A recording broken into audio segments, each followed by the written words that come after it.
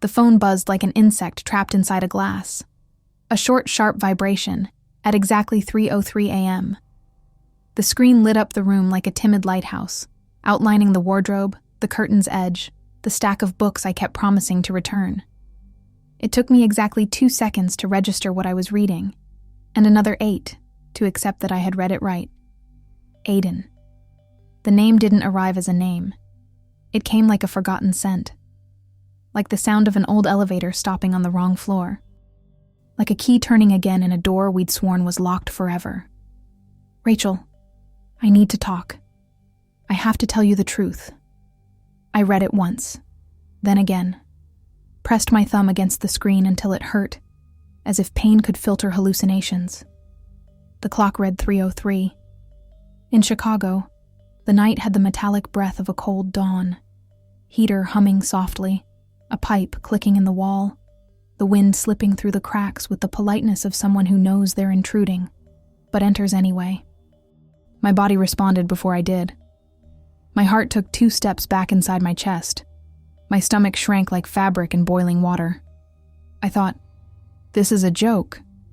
Then, it's a scam. Then, it's cruel. And yet, beneath all the layers of defense I had cultivated with the discipline of an obsessive gardener, there was something simpler, more shameful, more honest. Relief.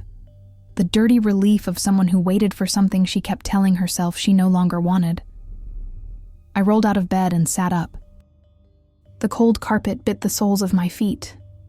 The lamp flickered before turning on, as if it too was uncertain. There was dust on the picture frame, the one with the publishing team, 8 people smiling with plastic cups, confetti on their shoulders, a crooked banner that read, "Congratulations, Rachel," in letters I had proofed myself. Me, a 35-year-old woman with deadlines in drawers and a life organized in spreadsheets. Rent paid, checkups done, closet color-coded. None of it prepared me for Aiden appearing on my screen again. The words, "I have to tell you the truth," carried the weight of an old suitcase. I tasted iron on my tongue, like a memory biting from the inside. 10 years.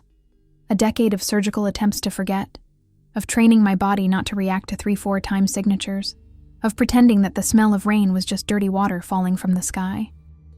10 years since the night he promised a revelation that would change everything, and instead vanished. No note. No explanation. Just the echo. And sometimes, the echo is louder than any answer. I responded without thinking. Why now? The message left fast, like a reflex, and as soon as it did, I wished I could reel it back in by some invisible thread. The cursor blinked. The apartment exhaled. So did I, though barely. The heater gave a long sigh, like an old man turning over in bed. The minute stretched. The second dragged its feet. I walked to the kitchen. The cold light made my skin look like paper. I turned on the tap, water, glass, hands trembling just enough to let me blame it on the chill. My fridge held magnets from trips I never took, borrowed memories from coworkers who came back from Mexico, Paris, anywhere the wind might blow differently. I had photos of landscapes I'd never seen, and the only one I wanted had no coordinates. It lay behind a door that hadn't opened in 10 years. The phone buzzed again. I couldn't before. It was dangerous. I read it, and my whole body took the stance of someone brushing a flame to see if it burns. Dangerous. A word too big for such a small sentence. I remembered his father without meaning to. Dark suit, polite smile that never reached his eyes. I remembered the day Aiden told me he hated clocks because the hands felt like time pointing a finger at him. I remembered how he tuned his guitar by listening to its breath, like someone apologizing for touching it. Where? I typed, then erased. What happened? Typed again, erased again. I stared at the text field, and the text field stared back. When the reply came, I was already leaning against the cold hallway wall, the glass of water forgotten in my hand. Windermere, North Carolina. Tomorrow. Please. I walked to the window. The city below looked like a circuit board, dots of light connected by invisible veins. The glass reflected my face with the dark circles of someone who reads drafts too late into the night, and the tight mouth of someone who's learned not to say certain things.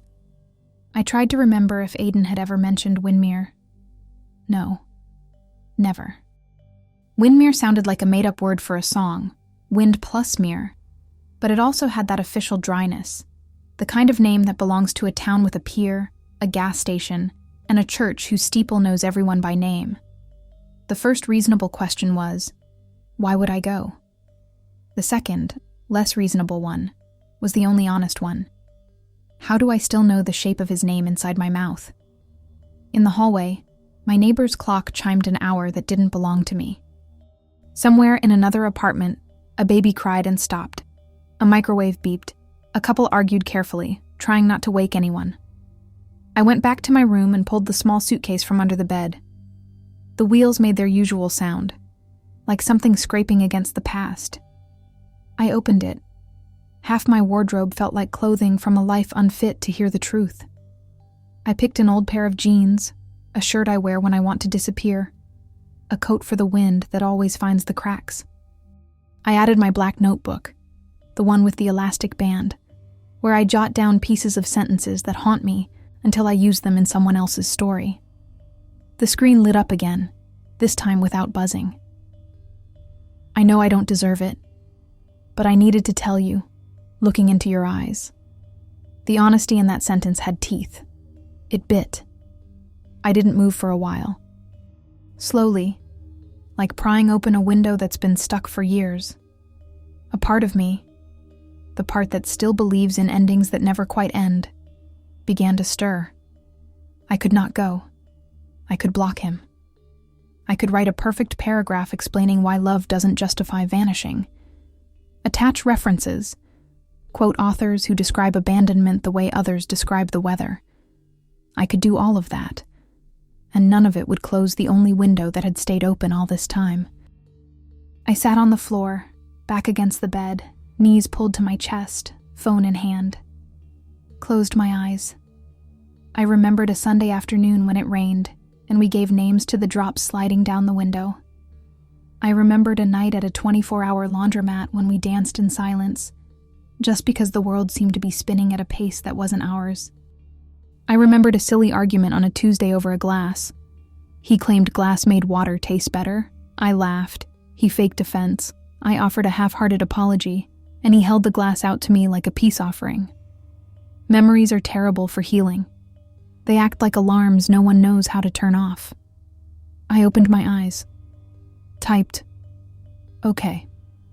The okay sat alone on the screen, with the courage and cowardice of a word that can both open and close doors. I typed again. Tomorrow, morning. Just before I hit send, the heater gave a short beep and powered off for a few seconds. The silence that followed wasn't empty. It was the silence of a home that waits. I sent the message. I went to the bathroom. The mirror was speckled with tiny spots of limescale that turned my reflection into an imperfect mosaic. I washed my face slowly. The water had the exact temperature of things that don't comfort, but cleanse. I combed my hair with the restrained urgency of someone trying to look indecisive. Back in the bedroom, I lay down without taking off my coat. The lamp cast a long shadow of the suitcase, making it seem larger than it was. Sleep didn't come. Instead came the wind, the sound of the elevator, a distant siren that never arrived. But my heart came and stayed. When the sky began shifting from black to an uncertain blue, I got up, made coffee stronger than usual.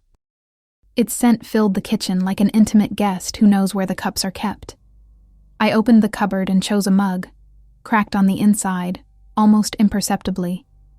The one I like to use when I need to remember that broken things can still hold. Far off, a truck honked, deep and low. I had the sense the city was a giant creature turning over in its sleep.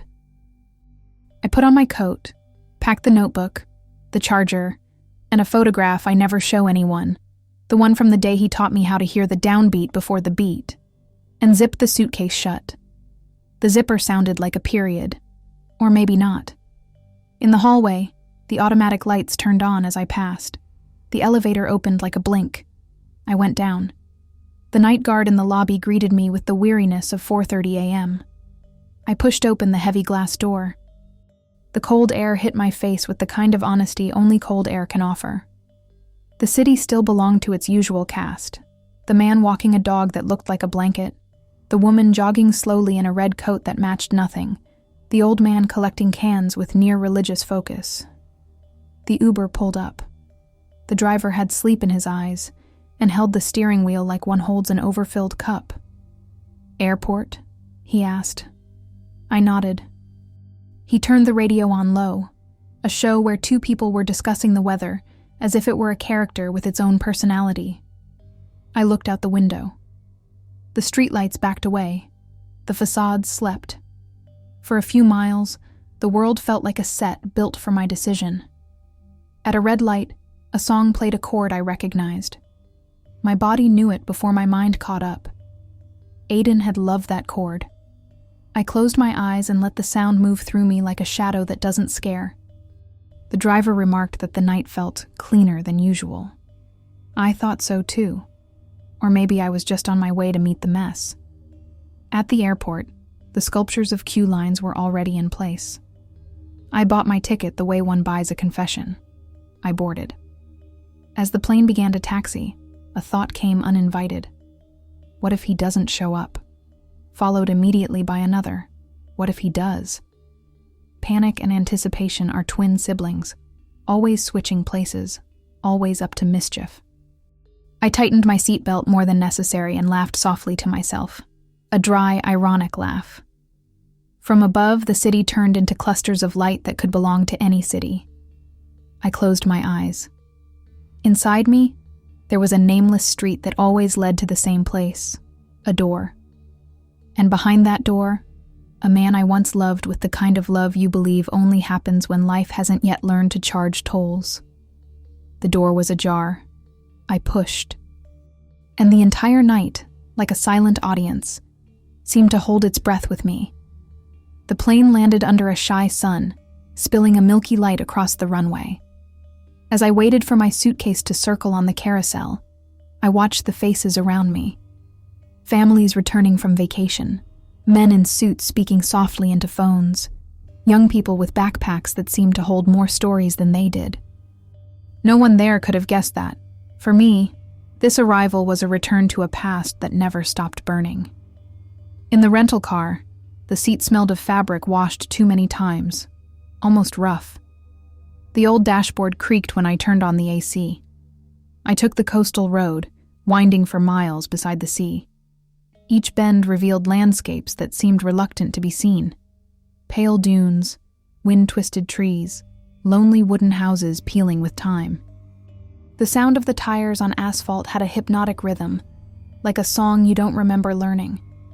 And in the distance, the sea appeared and disappeared, a slow-breathing blue animal. 10 years. An entire decade spent trying to become a woman without ghosts. At 25, when Aiden vanished, I believed life was a predictable map.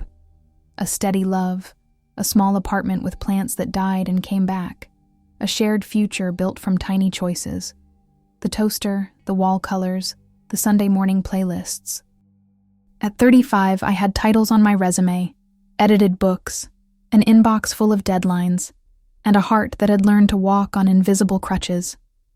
As I drove, memories came uninvited. The smell of cheap beer and peanuts at the bar where he played with his friends. The way he rolled up his sleeves, like he was about to build something. The almost childlike look in his eyes when he talked about his dreams. Recording an album, traveling the world, making life sing. Aiden wasn't just a musician in love with his craft. He was a man who believed promises could change the world.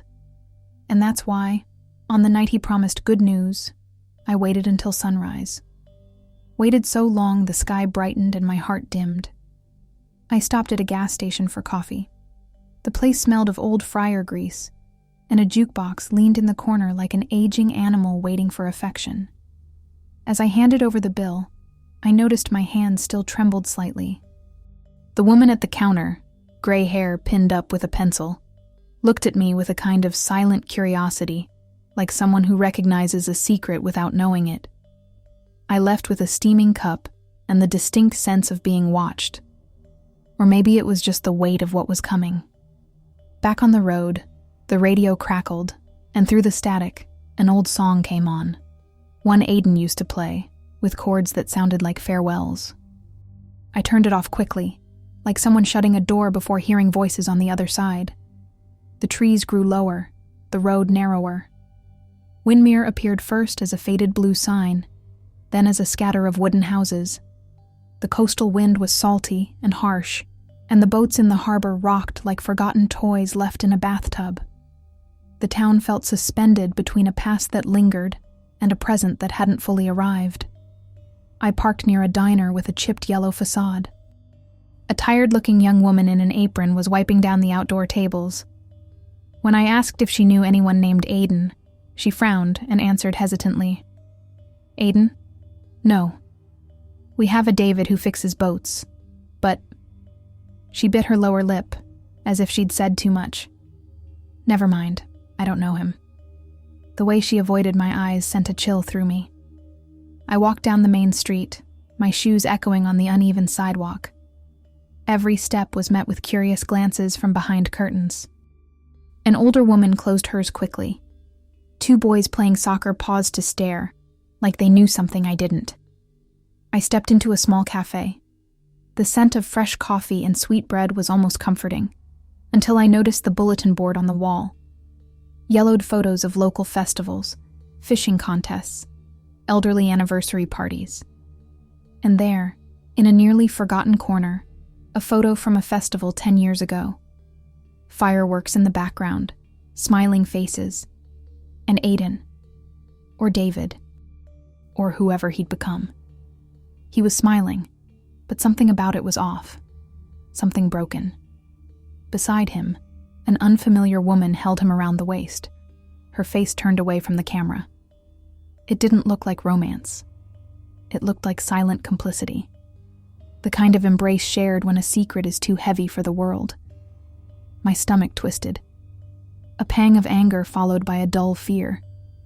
Anger that he seemed to have lived an entire life while mine remained stuck in an extended pause. Fear because that smile wasn't from someone who ran away for love.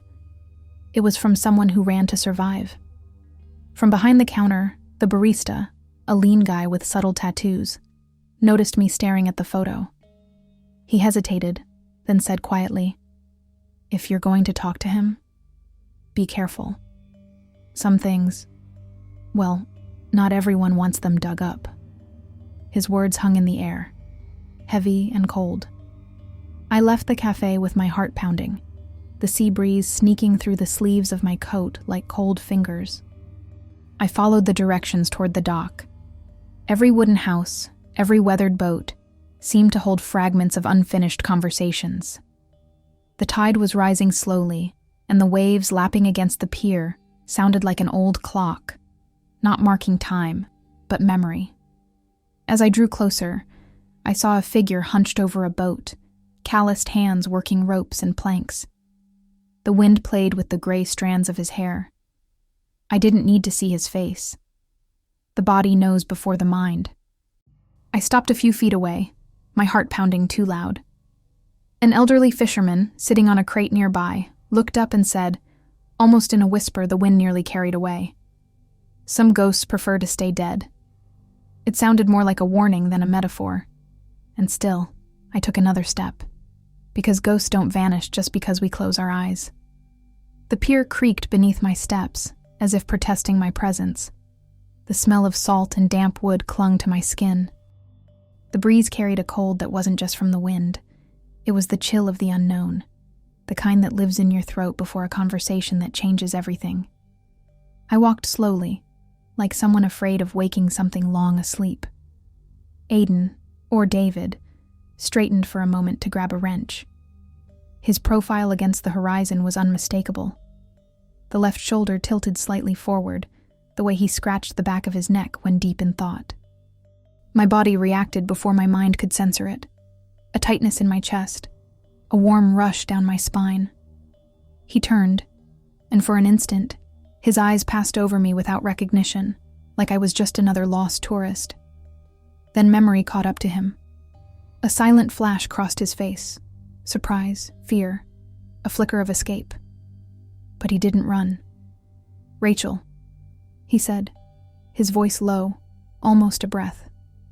We stood there, facing each other, the sea breathing quietly between us. Behind him, the old fisherman pretended to mend a net, but his eyes stayed on us.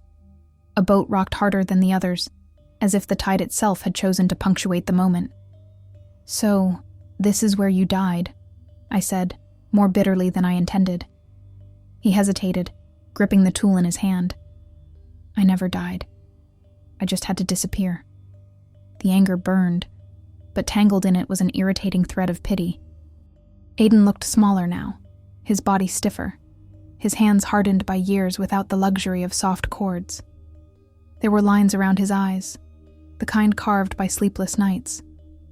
And yet, the essence, that restless spark, still lingered, like embers refusing to die out. 10 years, Aiden. A full decade. "I know," he said, turning his gaze to the sea. "Every single day." A metallic clang rang out. The fisherman dropped a hook. Aiden tensed, like the sound was a code. I noticed. Small details like that tend to stick. I chose not to give him the comfort of easy questions. I turned away, pretending to leave, and from the corner of my eye, I saw it, barely perceptible. He stepped back, as if bracing for something bigger to come. I kept walking along the dock, feigning distraction, but every nerve was alert. I passed an open shed where a radio crackled out an old news broadcast. One sentence cut through the static. Investigation still unresolved. Disappearance. Then it vanished, swallowed by noise. The town felt built from secrets. At the next corner, a bait shop had a window covered in yellowed newspaper clippings. One of them, partially taped over, showed a familiar face. Aiden's father, younger, shaking hands with a suited man. The caption, barely legible, mentioned investments and a donation to a local campaign. A chill ran through me. That photo felt like a piece of a puzzle I wasn't ready to complete. I returned to the same cafe, searching for more clues.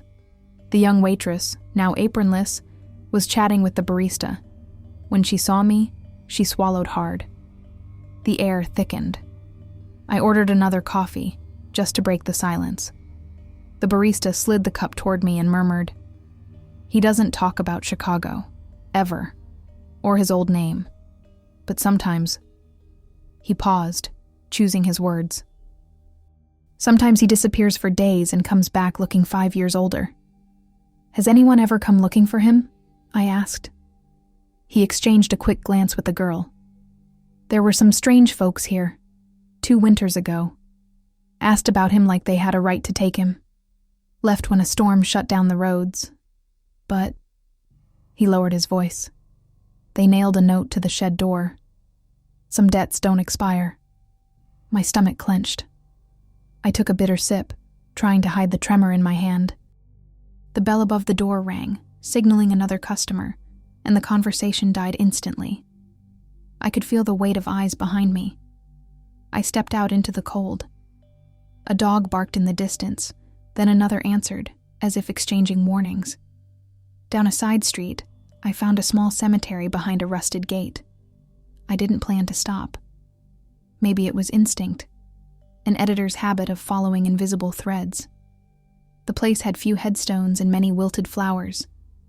In a far corner, a fresh arrangement stood out against the neglect. A blue ribbon tied the stems with a careful knot. A card was tucked into it, no signature. "I still keep the music." The wind blew hard, rattling the wooden crosses. I didn't know who had left it, but I felt the presence of a bigger story, something Aiden, or David, hadn't yet told me. Back at the dock, he was gone. Only the old fisherman remained, now coiling his net slowly. He looked up as I approached. "Still chasing ghosts?" he asked with a half smile. "Chasing answers. Careful not to trip over them. Some bite." He stood, leaning on a worn cane, and walked off slowly, leaving me alone with the sound of the sea and the emptiness between the waves. I felt a sharp sting of vulnerability.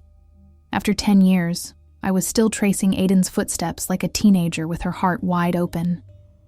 But now, something more dangerous was at stake. Anonymous messages, disappearances, a father with dark dealings. As the sun began to hide behind the clouds, I made a decision. I wasn't leaving until I understood everything. Not after carrying this silence for so long. Not after crossing state lines to hear the truth.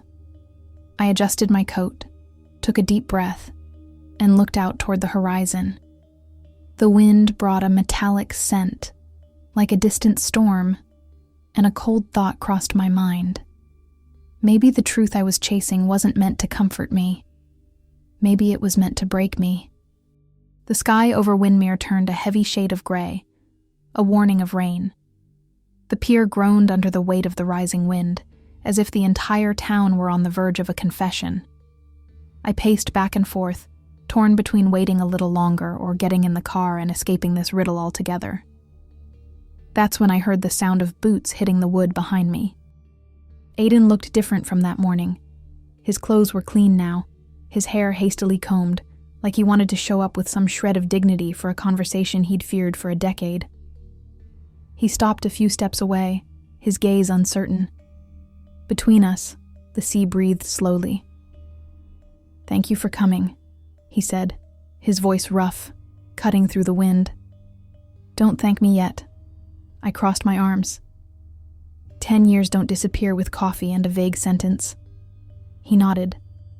His eyes searched the ground, then the horizon. For a moment, he looked like a lost boy trying to remember where he left the path. Then, finally, he spoke. "That night, I was going to tell you everything.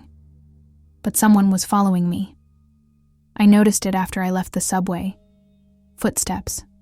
Always the same distance behind. I called my father. That was my first mistake. He answered with something that made no sense. Come home. Forget this. But I couldn't forget. What I found out about him, Rachel, it could have ruined a lot of people." He paused. Too long. The wind surged, sweeping my hair across my face, like nature itself wanted to shield me from what was coming next. When I tried to go public, I got an anonymous message. "The girl with you won't live to hear the music." The anger flared fast. "So instead of telling me you vanished, you let me believe it was cowardice?" Aiden closed his eyes, fists clenched. I saw the black car parked outside our building, twice that night. There was no other choice. If I stayed, you'd be the target. And if I told you anything, you would have insisted on staying by my side. I had to disappear before they decided to make you disappear. The silence that followed was heavy as lead. The world seemed to hang between heartbeats. Behind us, distant thunder announced the coming storm. I wanted to hate him, but the fear in his eyes was too real to ignore. We made our way to an abandoned cabin near the dunes for shelter. The place smelled of damp wood and salt, and the floor creaked like old bones. Aiden pulled a dented metal box from his coat, aged, rust-stained. He opened it carefully. Inside were folded newspaper clippings, a flash drive, and a photograph. Him as a child, beside his father, and an unfamiliar man holding a thick envelope. His father was smiling, but it was a cold smile, full of secrets. This drive holds records of illegal transfers, bribes, everything he did. I was going to turn it in the night I disappeared, but someone got there first. His voice cracked. They killed a journalist who knew too much. I knew I was next. Rain began drumming against the cabin roof in an irregular rhythm, like a nervous heart. The The sound wrapped around us, cutting us off from the world. Aiden looked at me, eyes filled with a blend of regret and release. Living in fear eats away at your soul. But knowing I put you in danger. He looked away. That killed me every day. I wanted to reply with something sharp, but the words got lost in my throat. Instead, I remembered the nights I woke up for no reason, feeling like the world had tilted wrong. The songs I avoided because they reminded me of him, like unopened boxes full of broken glass. You could have trusted me, I whispered. Not to him, but to the rain. I did. By vanishing. The way he said it, it shook something in me. Suddenly, a loud crack came from outside the cabin. It wasn't the wind. It was the unmistakable sound of a branch snapping under human weight. Aiden rose quickly, his dark eyes scanning the darkness beyond the window. Did you hear that? I asked, my heart racing. He nodded, moved toward the door in silent steps. For a second, lightning lit up the dunes, and I swear I saw a silhouette near the rocks. But when the flash passed, there was only the sea and the storm. Aiden closed the door slowly, breath heavy. They haven't stopped. The words fell between us like an omen. We spent the rest of the night there, shifting between silence and memories. We talked about small things. The neighbor's cat that used to steal our slippers, the pasta recipe that never turned out right. Those banal details, paradoxically, made the night feel more real. But each short laugh died quickly, swallowed by the sound of the wind, as if the world insisted on reminding us that danger was still breathing nearby. When the phone read nearly 5 a.m., Aiden broke the silence. I'm not asking for forgiveness, Rachel, but you needed to know. If I disappear again, at least this time you'll have the answers. I looked at him, chest heavy. Outside, the first trace of dawn painted the clouds lilac and gold. Despite all the pain, a part of me understood that this moment, this late confession, would change my path forever. It wasn't an end, nor a simple beginning. It was a crossroads. The rain began to ease. The sound of the ocean felt closer, as if the waves, too, wanted to listen. And for the first time in 10 years, I realized the silence between us wasn't absence. It was truth, finally spoken, even if still incomplete. The first light of day slipped through the cabin's cracks, casting golden lines on damp wood. Aiden and I sat quietly for a while, just listening to the storm dissolve into scattered drips. He held the metal box like someone holding a heart, fragile, heavy, dangerous. I dreamed of this moment so many times, I admitted, my voice tight. But in my dreams, you always showed up with easy answers, and I'd wake up with more questions. He gave a tired half-smile. Reality is rarely generous. The sound of footsteps crunching on sand cut through the calm. Alert, Aiden switched off the flashlight, and we pressed against the wall. A shadow flickered past the window and vanished. We didn't know if it was a curious local, a fisherman, or someone sent to make sure certain truth stayed buried. We waited in silence until the wind was once again the only visitor. We left the cabin carefully.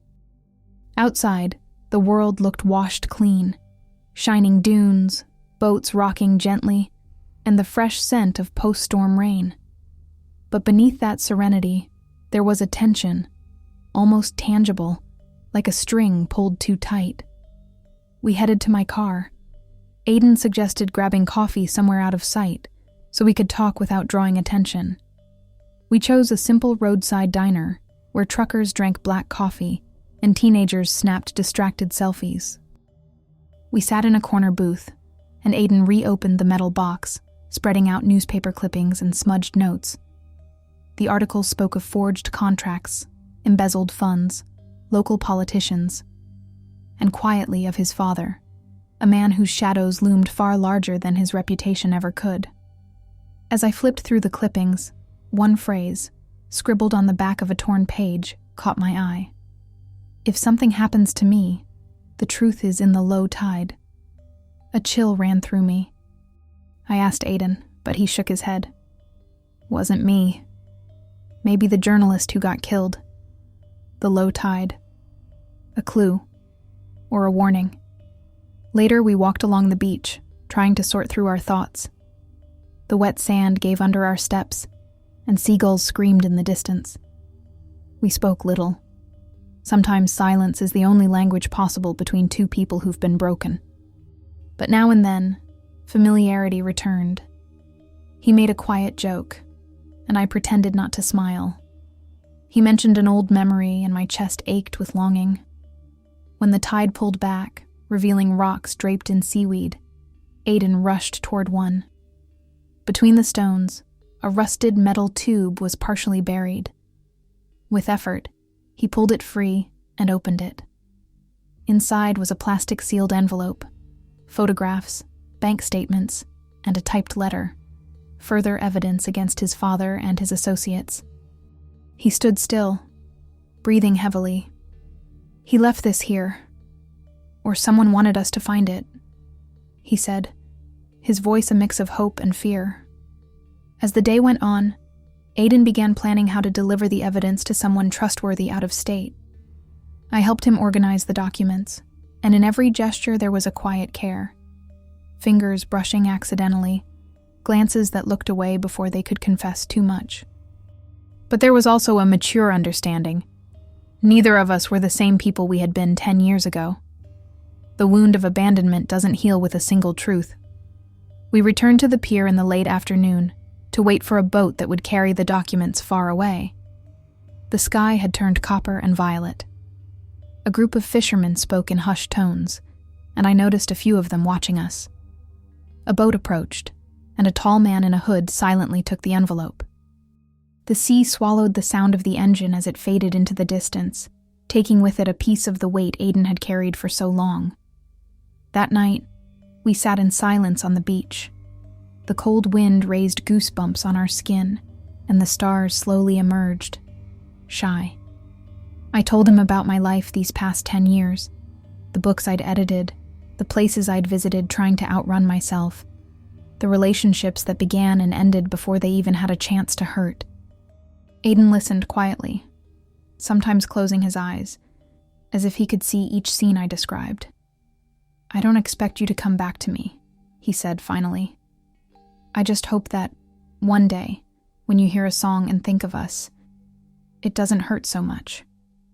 I took a deep breath. The sea seemed to listen too. Aiden, it's not the music that hurts, it's the silence that came after. He lowered his gaze, and for a moment, the sound of the waves was the only thing between us. We barely slept that night, each of us in a separate room at a small inn. In the morning, before I left, we walked one last time along the shore. The sunrise painted the horizon in rose and gold, a silent show that didn't need an audience. Aiden took my hand for a moment, not as someone asking for something, but as someone offering quiet thanks. I squeezed back gently, then let go. In the car, driving back toward my life in Chicago, I noticed something odd on the passenger seat. A small folded piece of paper that hadn't been there before. I pulled over, picked it up, and unfolded it. I recognized Aiden's handwriting. If silence ever starts to scare you again, remember, it's only dangerous when we don't know what it's hiding. Now you do. The tears came without warning. I started the engine, the sound covering the fast beating of my heart. As the road stretched out ahead of me, I thought about all the versions of us that had been left behind. The dreamers dancing in the laundry room, the lovers fighting over a glass, the strangers separated by invisible threats. Maybe we'd never be those people again. But now, finally, there was space for silence to be just silence. Not a pit of questions, but an open field where new truths could grow. When the clouds parted and a ray of sunlight lit the wet asphalt, I felt a strange lightness. The past can't be rewritten, but sometimes knowing the truth is enough to change the future. And for a brief moment, with the wind tapping the window and the distant sound of the sea fading behind me, I believed that maybe not all wounds need to heal for us to move forward. Some simply teach us to walk more carefully and to listen more closely to what silence has to say. Chicago looked the same, but I didn't. The following days felt like a strange mosaic. Endless meetings at the publishing house, overdue emails, routine phone calls. The world demanded normalcy, deadlines, reports, work dinners. And I complied, at least on the surface. But something felt off in the way the light filtered through my apartment windows, as if even the sun had changed its tone. In those first few mornings, I woke up too early, like someone waiting for a sound that wouldn't come. The silence in the room felt different, less dense, more alive. I washed the chipped mugs carefully, rearranged the plants on the balcony, even bought a new one, a peace lily. Small rituals to convince myself that life was still moving. At random moments, a verse on the taxi radio, the scent of rain slipping through a window crack, the sound of strings being tuned in a street performance. His memory would return. But now it didn't come like a blade. It came like a breeze. The kind of memory that doesn't cut, but shapes. One Thursday afternoon, weeks after Windmere, I left work early. The sky over Chicago was pale, almost translucent. I walked the streets with my hands in my pockets, letting my eyes drift across the familiar buildings. That's when I heard the distant sound of a guitar, an old melody, played hesitantly, as if the fingers were still searching for courage. I followed the sound to a small square between two buildings. There was a group of street artists, a painter with an easel, a ballerina improvising steps, a musician seated on a stone bench. The world there felt suspended, like an old photograph, and that's where I saw him, Aiden. He was on the other side of the square, near a closed newsstand. He wasn't playing guitar, just watching the musician with a kind of aching attention. He wore a worn jacket, his hair tied back carelessly. There was no expectation on his face, no smile. Just that look, the same look that held my life together for years. Now calmer, maybe more tired. For a moment, everything else disappeared. The city noise, the cold wind, the smell of popcorn from a nearby vendor. Only the space between us remained, stretched and silent. He noticed me. Our eyes met, and time, that restless animal, stopped breathing. There was no wave, no words. Just a silent acknowledgement. Two souls that had survived the impossible and now shared, wordlessly, that they still existed. I saw a flicker in his eyes. Not regret, not pleading. Something subtler. A quiet thank you for me being alive, for us making it this far. A car passed, breaking our line of sight for a second. When it moved on, he was still there, but farther, as if the space between us had grown. He didn't approach. Neither did I. It wasn't fear. It was rare understanding. Some stories don't need a second chance to prove their strength. They just need to exist in the right space, at the right time, to remind us the world is bigger than the wounds we carry. Seagulls cut across the sky above the square, their cries brief and sharp. A child laughed near the fountain. Life went on, indifferent and vast. I stepped back, then again. Turned the corner with a heart both heavy and light. I didn't look back, not because I didn't want to, but because I knew that moment had already become eternal. In the quick reflection of a storefront window, I saw only my own face, with an almost invisible smile. As I walked home, the wind pressed against my coat with a whisper only I seemed to hear. Some silences aren't meant to be broken. They just change form. And that night, as I lay in bed, the world seemed to breathe with me. It was no longer the silence of unsaid things, but the silence of someone who'd accepted that some truths arrive late and still have the power to change everything. Maybe one day our paths will cross again, in a hidden cafe on some big city corner, or down a street where the wind steers our eyes to meet without warning. Or maybe life will pull us in such distant directions that even the boldest maps wouldn't dare trace them.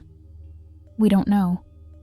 But we do know, with the silent certainty only survivors carry, that the feeling we shared, the warm memory, the breathing scar, still pulses quietly somewhere inside us. And as the world keeps spinning, every stray chord in the air is a reminder. Some stories don't need a final period, only someone who carries them gently. If this story stirred something inside you, share this moment with someone who would understand this silence, and tell me in the comments, what reunion do you still hold in your heart?